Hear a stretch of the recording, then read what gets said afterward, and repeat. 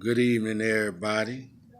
First of all, I hope everybody having a blessed Tuesday, and I want to thank everybody for sharing my story about my struggles and my situation, what I went through with my mom. And I just want everybody to know that I gladly appreciate that.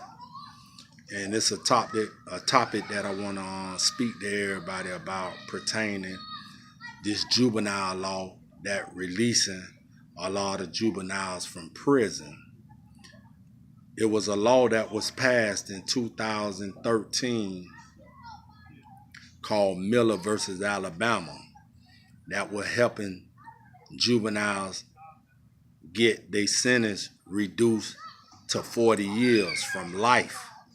And then another law was passed in 2016 called Atwell versus Palm Beach. And a lot of guys with life sentence that fell from the age of 17 and under was able to get back to court to have their sentence modified to 40 years with 5-year probation, such as myself. Now, recently, a couple weeks ago, I just found out that the system has got slick and stopped it. It was a 2-year window.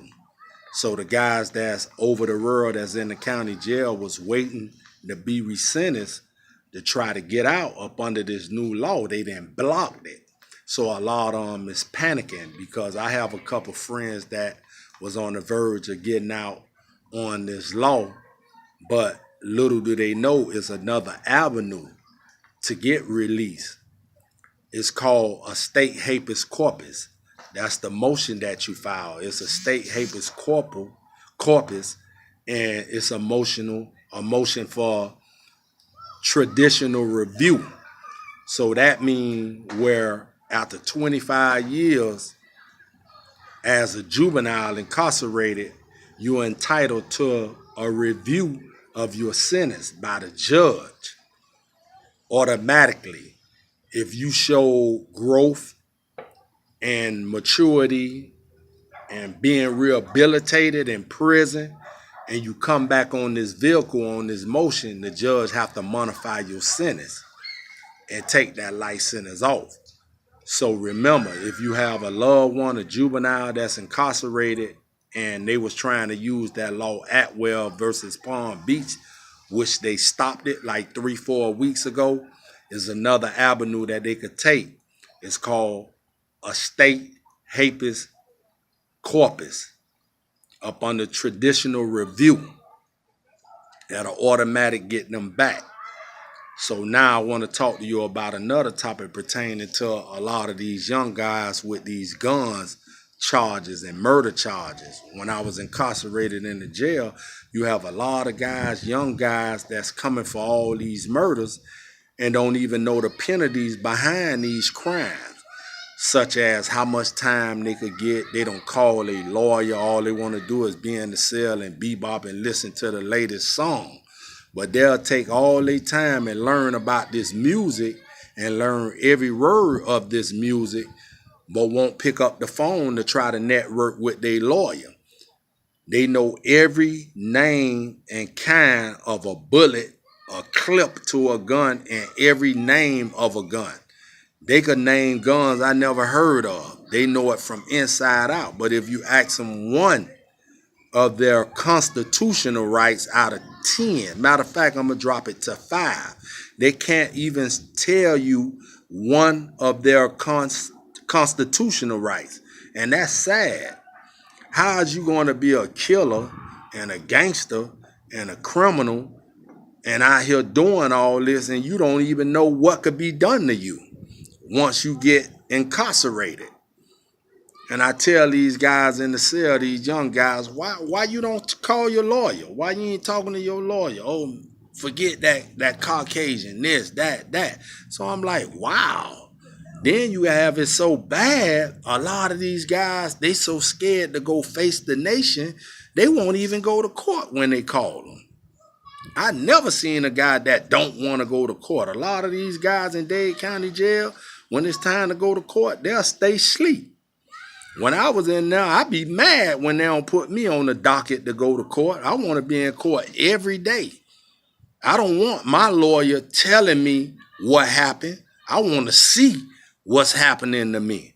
I don't want my faith in just my lawyer hand, my future. I want to be in there to understand.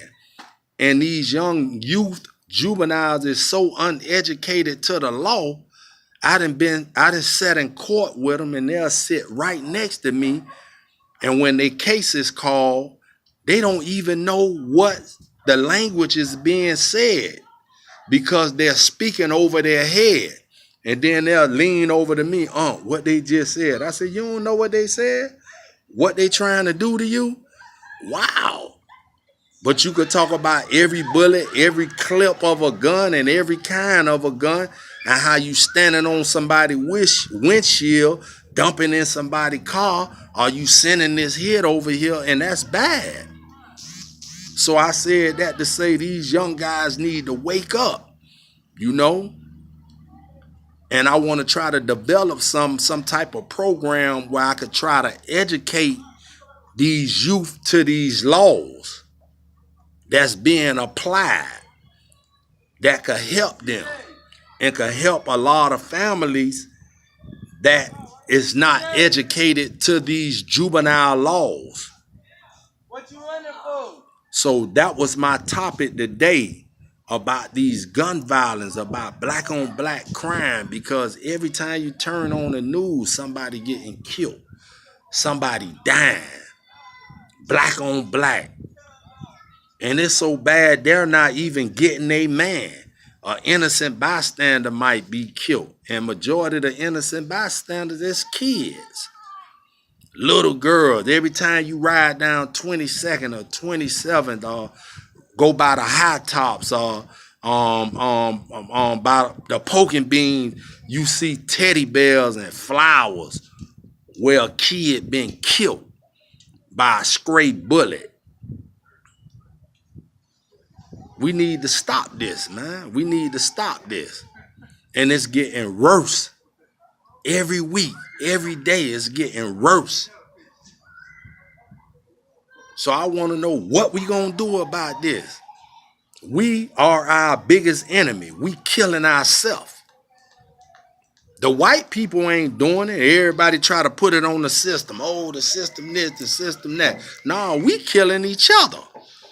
We killing each other. We killing off our offspring. We killing off our black people. We killing them.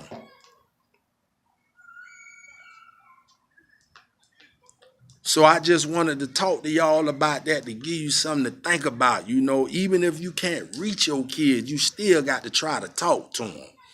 Because that's what I'm trying to do. I'm in a little situation right now that I'm trying to overcome, where I could try to format something, you know, get some type of building or start some type of program where I could talk to these kids. You know, the 500 role model, the at-risk kids, the kids at the colleges. You know, I want to go out and reach out and talk to these kids. I want to give back to them. I want to share my life experience with them. You know, let them get it raw and hear 30 years of incarceration. Anybody can't do that. A lot of people can't do 30 years and be here with the frame of mind and still possess their sanity to talk to people and relate to people. You have a lot of guys did 30 years, some of them, a few of them that got out, they can't cope. They don't even know how to talk. So I know I'm a golden child. I know God is touching me. And I know my calling. I know what God wants me to do. I know what my journey is. So I'm asking the ones that's following my page to support this. Support this, because I'm here for the kids. I want to talk to the kids. I have my faults too. I haven't always been like this. I had my share of doing wrong, but I pray on it. And I want everybody to pray for me, because it's hard out here and it's temptation out here and it's a struggle. But we got to defeat this devil. We can't keep letting this devil win. So I said that to say this here. Love, peace, and happiness. Stay tuned. From time to time, I'm going to come up with a topic and I'm going to share it with you. Whatever I see and what I experience, I'm going to share it with you. So keep following my page, and I appreciate the love and how y'all sharing my messages. You know, I have received a few negative response, and you know, like I said, you got positive and negative. I delete the negative. I don't pay attention to idiots. Like I say, I'm not on here for comments and ratings, and I'm just trying to get a message, give a message. I'm doing what God asked me to do, share myself experience with the world. And hopefully somebody will grasp this, like Oprah Winfrey, Tyler Perry, you know, somebody who could help support what I'm trying to do, Jay-Z, Lil Wayne, somebody, you know, because you have a lot of people, they get money, they forget where they come from. A lot of guys in Miami that made it, became successful, but they'll talk about Miami, talk about Carol City, talk about the city, but they ain't putting back.